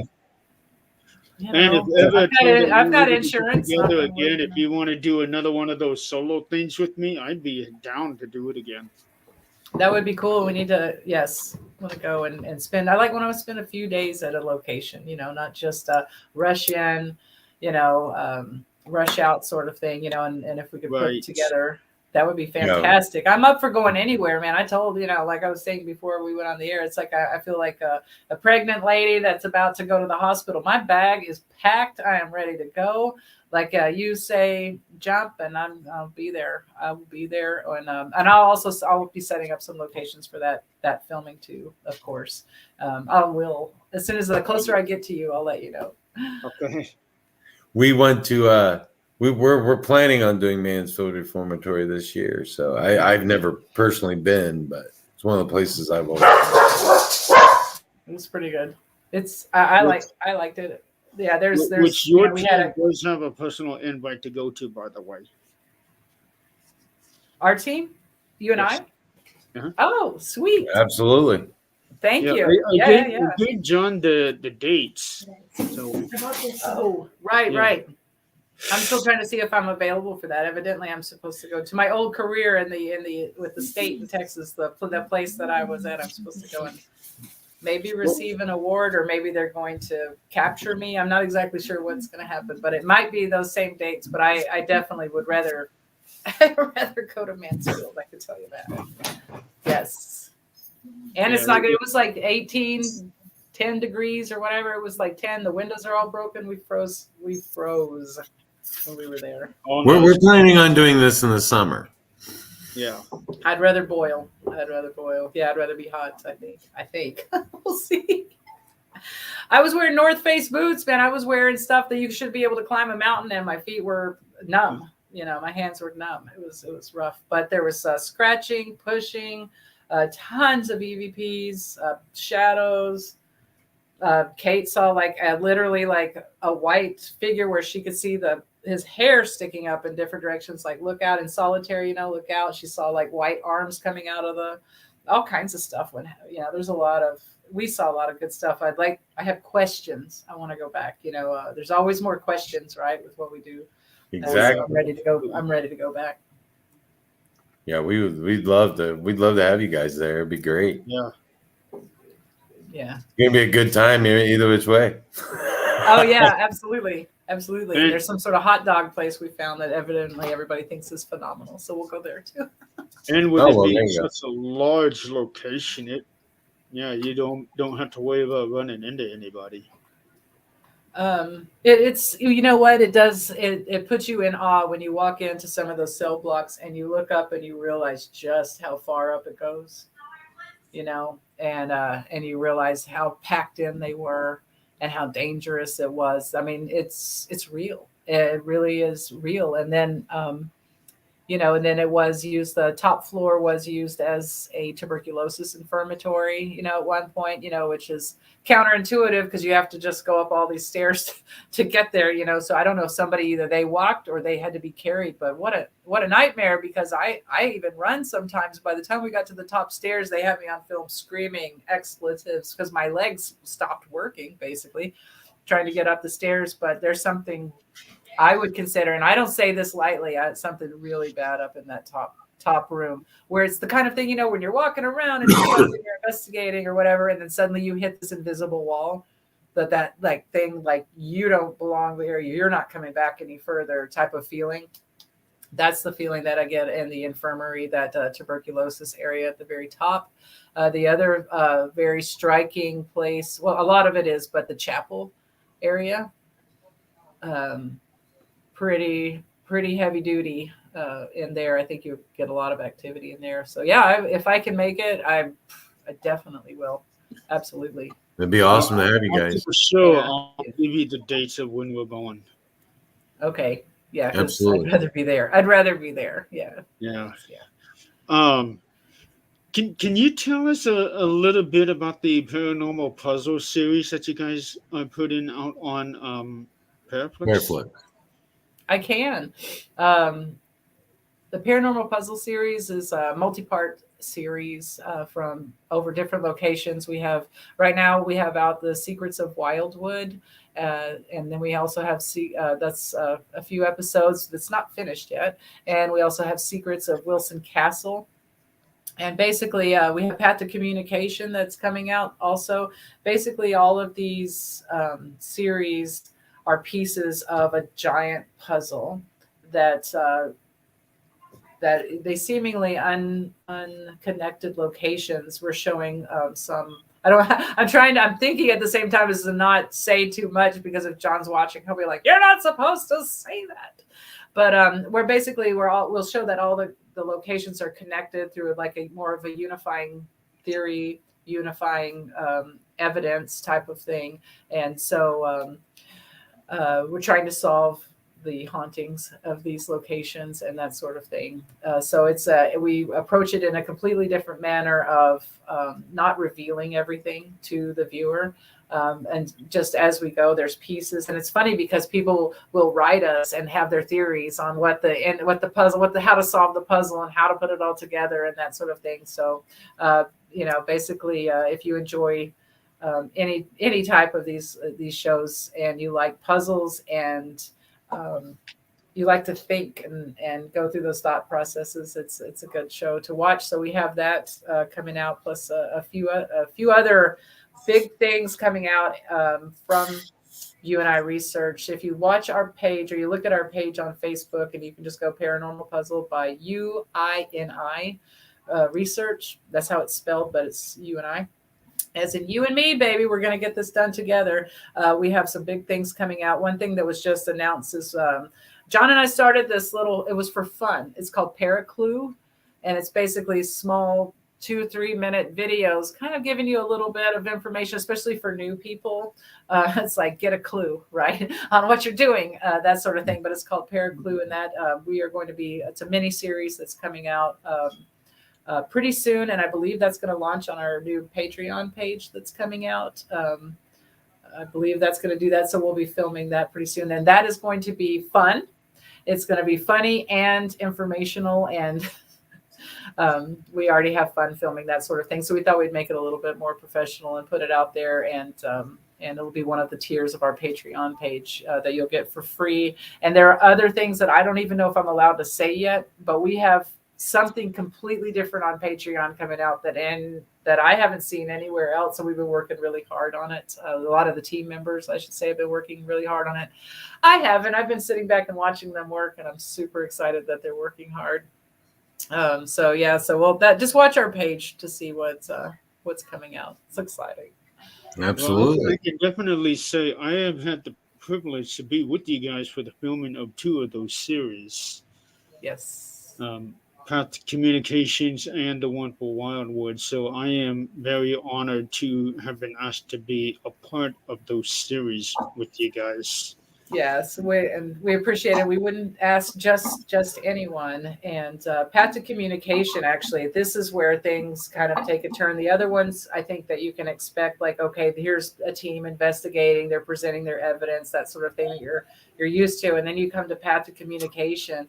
It's emotional. Like, I was even completely struck by how emotional it is. It is shocking. I thought I knew what was coming. And, as John, not only is the producer, but he edits it and that sort of thing. But I cried, I bawled at this, and I'm getting a lot of that feedback too, that this is, it has a lot to do with the last year around July, his brother did pass away from suicide, and it deals with that communication, that path of us communicating and him communicating with his brother on the other side, who his brother promised in one of the last things that he wrote down, that he would be communicating, he would be in contact. And this is addressed in this show, Path to Communication. So if you are subscribed to Paraflix, go ahead and check out the episode 1 that is out. And we actually have a movie about it that we're considering, and I think that we're going to do about. For right now, it's a series. If you have not subscribed to Paraflix, use our code Puzzle10 for a 10% discount off your first, 3 months or something like that. I'm not exactly sure, but you get 10% off something if you subscribe through that. Check it out. It's because suicide awareness is a big deal for us for a lot of reasons, and it wasn't just Jeremy, John's brother.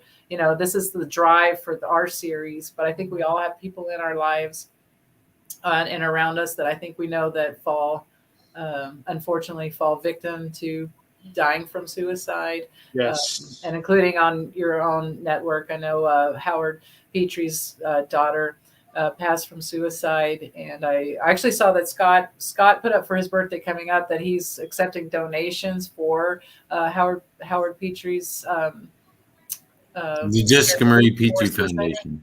Yes. Okay. Yeah. Thank you very much. I was struggling with that. So I know that. So we all know somebody, if not our family member, a friend of a friend, that sort of thing. So it is a tragedy. And actually Howard Petrie's setup that he's got going, it's huge. He helps people, like really helps people with the money. So if you're, you see all these birthday donation things come up all the time when people have birthdays, and you're like, oh yeah, sure, whatever, maybe next year. But if you were ever going to donate even just $5, well, say it again, the Howard, what's it called again? It's the Jessica Marie Petrie Foundation.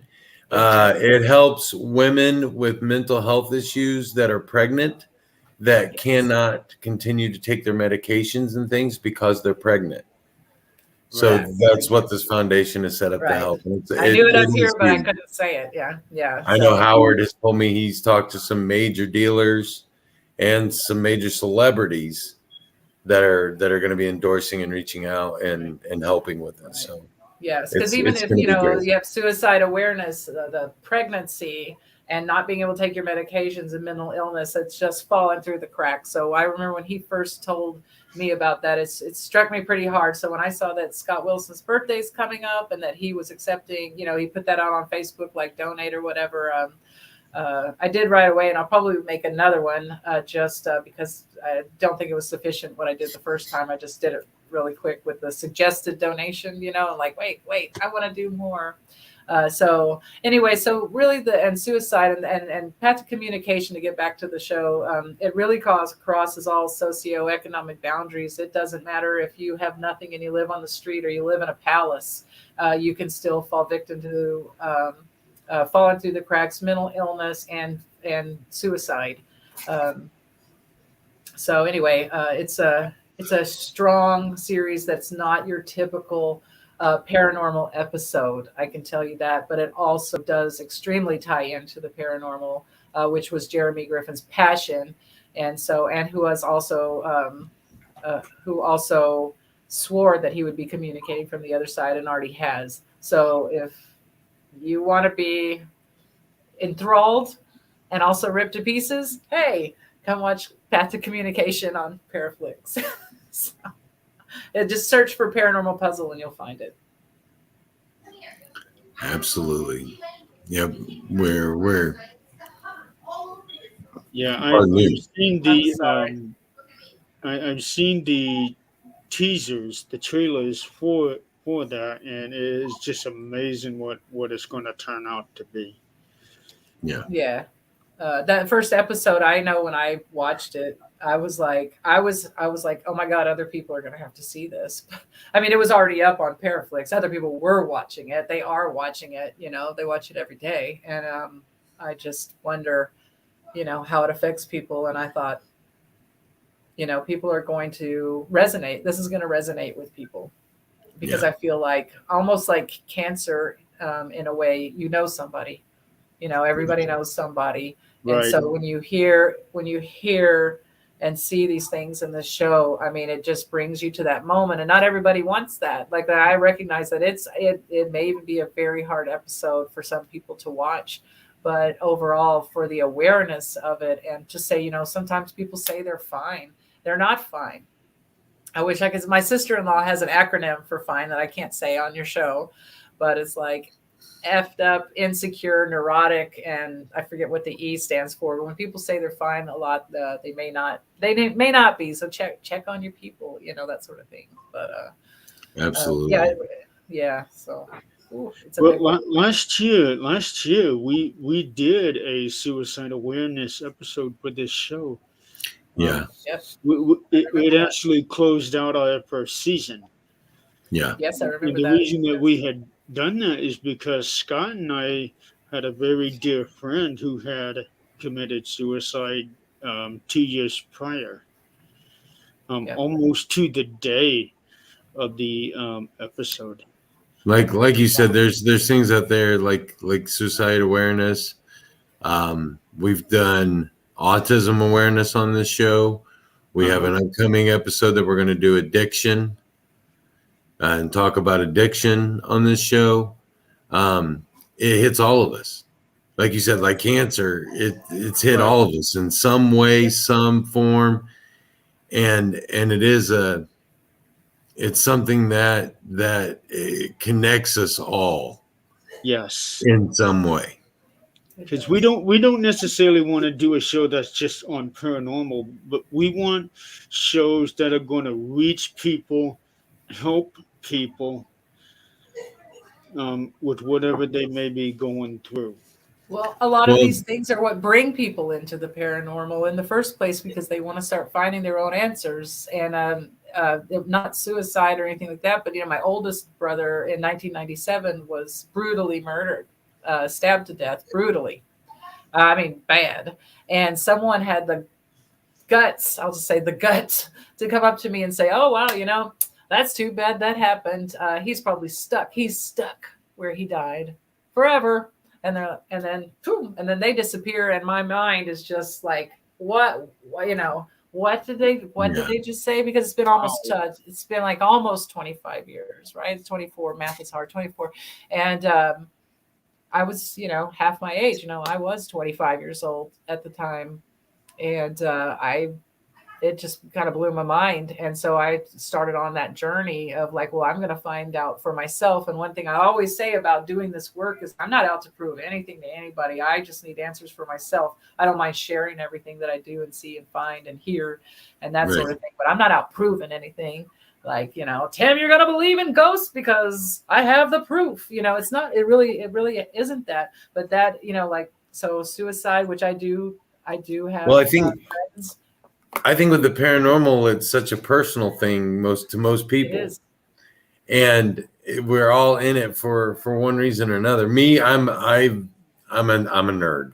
I'm just gonna say it. I'm a nerd. I love like you guys do. I love the data. I love the science. I love the technology. I have been researching, trying to find for 2 years now a personal room LiDAR system. LiDAR scanner, 360-degree LiDAR scanner. Yeah. I have been looking for one for 2 years now. I came up with that idea 2 years ago, and then I saw that somebody had posted something on it. And I'm like, that was my idea 2 years ago. 2 years ago, it would have been a couple $100,000, though. I don't know what it would be now, but I'm finding some stuff cheaper, but it's very limited. Very limited. Yeah. Either I dreamed about this or we had to talk about it at one point, but I'm like wondering, how do we get into the line, into the queue for actually using the satellite LiDAR system? I feel like we had to have spoken about this at some point. I'm pretty sure we did. About that one time, Robyn? We had to. I'm just talking about a small room mapping so that any anomaly that appeared or disappeared within that room or moved would show up, because it scans 360 degrees, floor to ceiling, wall to wall. Right. Something you could attach to your drone. Well, the thing is I saw a picture somebody posted on Facebook with the LiDAR and a thermal camera that both caught the exact same image. Okay. And the entity, you can't see anything touching the floor. Okay. But from like the knees up is in 3-dimensional on the LiDAR. You can actually see it in 3D. How wide it is, how round it is, how tall it is, everything. So to be able to collect all that data with one thing would be amazing. To have that 3-dimensional image. Yeah. What's that, Jeremy? The use of a LiDAR system on investigations, I think it would really make some waves. Yeah. Oh, yeah. Yeah, well, there's a whole spectrum of things that happen, like even with the little data collection devices that seem to like freak everybody out. First of all, the people who don't understand it at all are going to say that it's not real and that it's fake. And they're not going to take the time to understand it at all. The people that do understand that are going to go, why didn't I think of that? Right. But I think the biggest problem is, and like I said, don't worry about proving anything to anybody else. But there's going to be a lot of backlash just because people don't know. If they don't understand how far the flash goes from their own phone or their own camera, like about 15 to 20 feet, depending on what you're using, and they don't understand the reflection of that with particles in the air, and they think that particles are a ghost, they're certainly not going, and they're going to throw a fit over a LiDAR system. But you know what? Those people, I'm going to just say it, they don't matter. They don't matter. Keep walking. You keep showing the evidence to the people that understand, that have, and at least you don't have to have a scientific mind. You just have to have the ability to be open to the understanding of certain of these things, and the trust that other people do understand these things, and that they're not everybody's faker and a liar. You know what I mean? Well, that was pretty much how it was when I first met you and John that first night. We didn't do any investigating, but we did a lot of talking, and I was trying my hardest to understand what you and John are talking about, because what you guys are talking about was far beyond my comprehension. But even though I didn't really understand, I tried really hard to understand what you guys were saying. Yes, and what you were open to it, right? Yeah. And that's the thing, is that you just have to, if you work with people that you trust, but and then I'm going to say there's always going to be haters, you have to put it that way. Jeremy, leave that banner up for a minute, if you would, please. What's that? Leave that banner up for a moment. Chad Stevens said he has a video that he would like to show it to us and was wanting to know how he could post it to us. Chad, you can email it to us at the 13th Dimension Podcast at gmail.com. Or feel free to send it. I'm Tim Kohler. You can send it to me personally. You can send it. You can message it to 13th Dimension. Any which way you can get it to us, get it to us. We'll be more than glad to look at it for you. Yes, absolutely. That's one of the things. That's one of the things that I think gets lost in Paraunity is the sharing of evidence. Yes. Yep. And I'm such a big proponent of that. I'm one of those people that if I have something, I would love for you to look at it and tell me what you see, tell me what you hear, because you may hear something I don't. I may hear something you don't. I'm the first person that's willing to admit when I'm wrong. Well, yeah, because like I say, we don't want to live in a fantasy world. And the other thing, not only are you sharing evidence, that's a big deal, but the whole thing about experience, like I've been in the field for 100 years and you've been doing it for 1 year. There's no way you would know anything. But the thing about all that bothers me too is not just sharing evidence, is that sometimes someone who's fresh in the field or someone who doesn't know the exact certain things, like Jeremy's saying, I was trying hard to understand what you guys were talking about and all of this sort of stuff. Like you don't have to understand that. You also don't have to be in the field for 25 years to catch an EVP, know something new, or to catch an EVP, or to have a good idea. Do you know what I mean? Now, Jeremy has had many years in the field, but here, the example I'm going to use in this situation is, let's say, just like, so we're doing all this, scientific stuff, and John likes to talk about his hypotheses and his physics and that sort of thing. And I'm over here with my equipment doing all that. And guess what produced such huge reactions in that building was a dog whistle. Jeremy said, how about this dog whistle? It's a big deal. And so then you get someone, and I have people, and it's so funny when they approach me, they'll say, oh, this is going to sound stupid to you. And maybe they're newbies. This is going to sound stupid. I'm like, no self-deprecation. Don't put yourself down. Tell me what your idea is. You have an idea, and if we want to spin it, and I want to help you maybe do it in a more scientific way, if that's what you're interested in doing, I can help you do that. But tell me your idea. Don't hold back. And I've had some fantastic things come from people who don't even know, who've never even heard of scientific method or anything like that.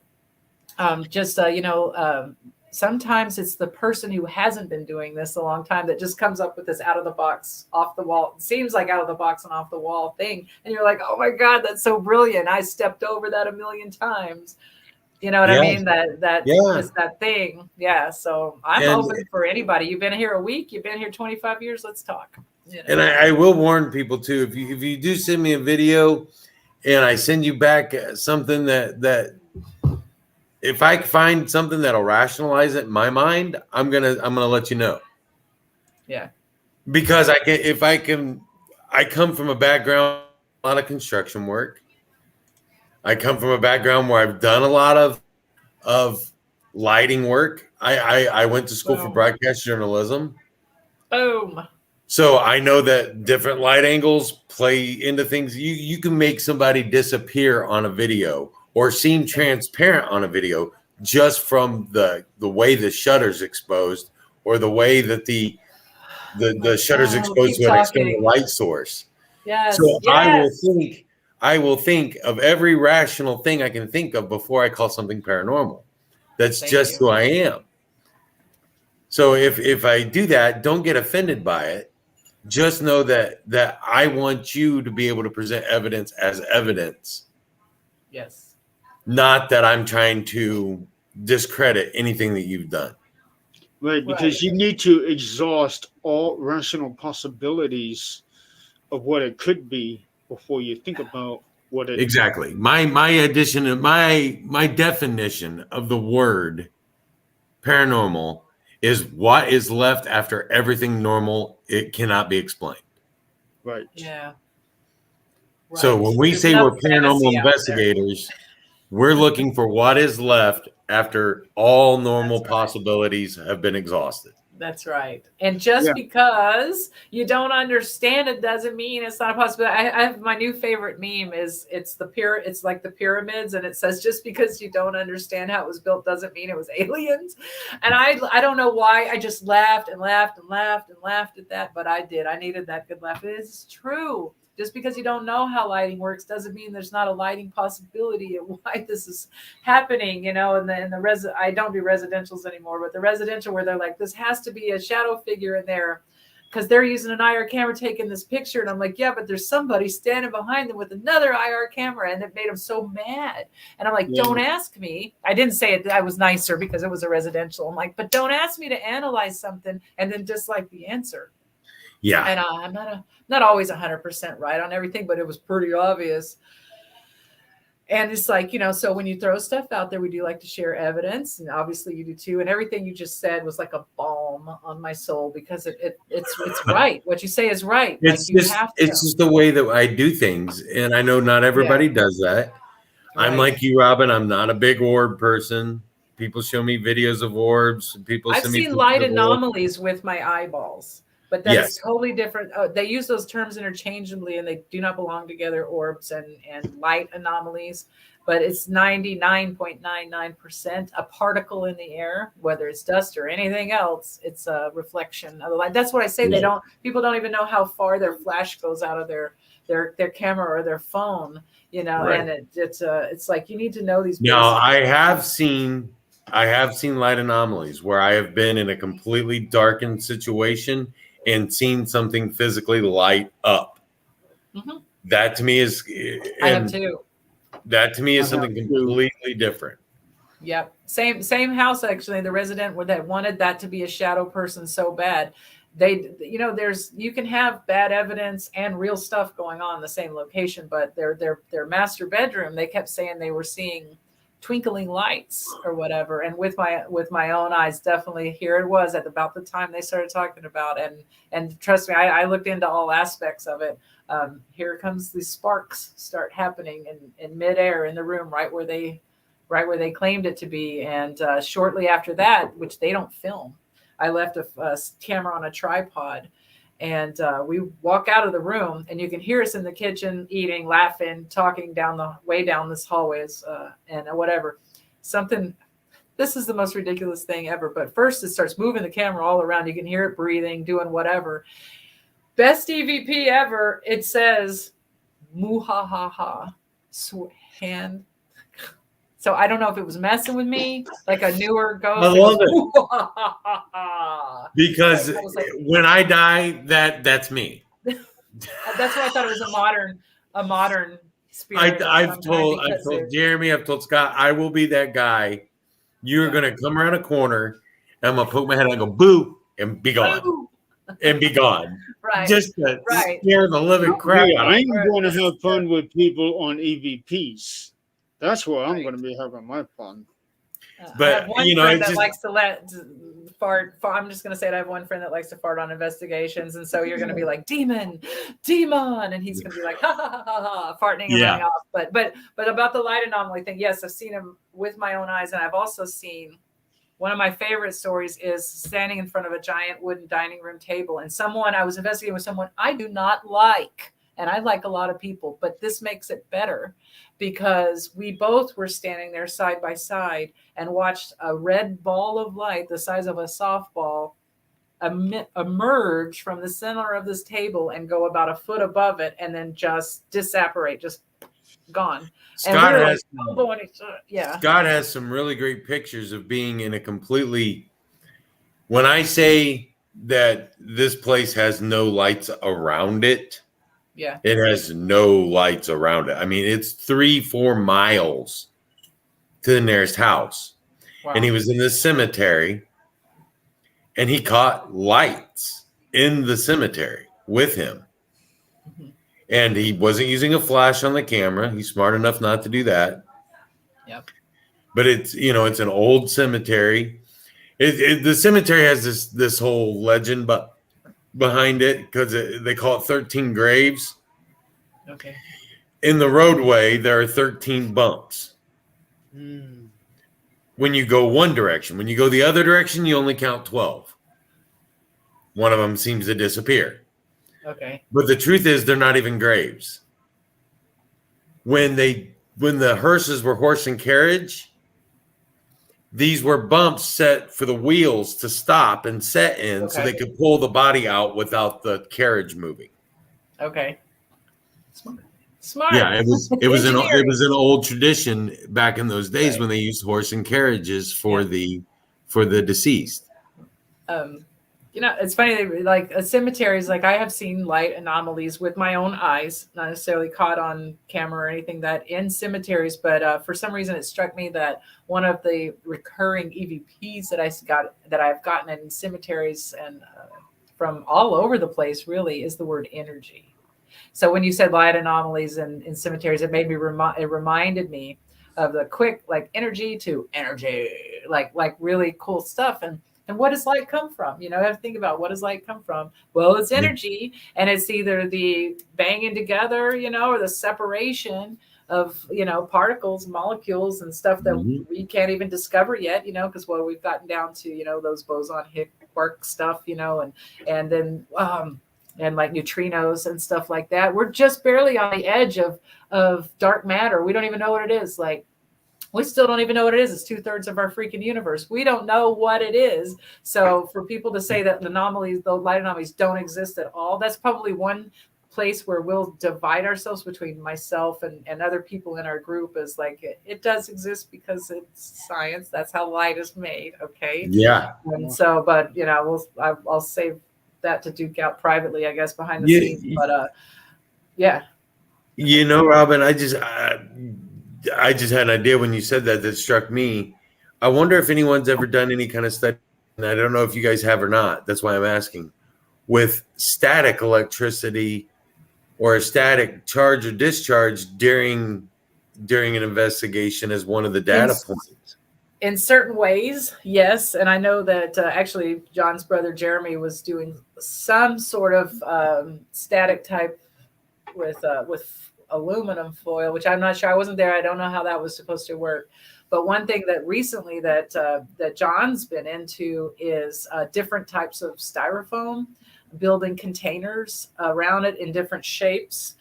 You know how styrofoam can be very porous, or it can be really dense and that sort of thing. Like taking a bunch of different types and different shapes, because there's been communication from the other side that says, I know people who are not in the paranormal are like, okay, here she goes, now she's crazy, but that say certain shapes actually help transfer the sound or whatever, the waves. So he's been using different shapes of styrofoam and putting the recorder inside of that, so it's isolated from the outside, any outside contaminations, because these are pretty good, thick, decent size styrofoams, that sort of thing, just to capture. And you're using that, a lot of it can, like if you stuck a balloon to it, it would stick to certain styrofoams. It holds a static charge, that sort of thing. So putting the recorder in there, and sometimes adding water to the base and that sort of thing to do, different levels of that. So that's in the works. That's ongoing, that part. But just other types of static, not really like just like the carpet and that sort of thing. I was just saying, like,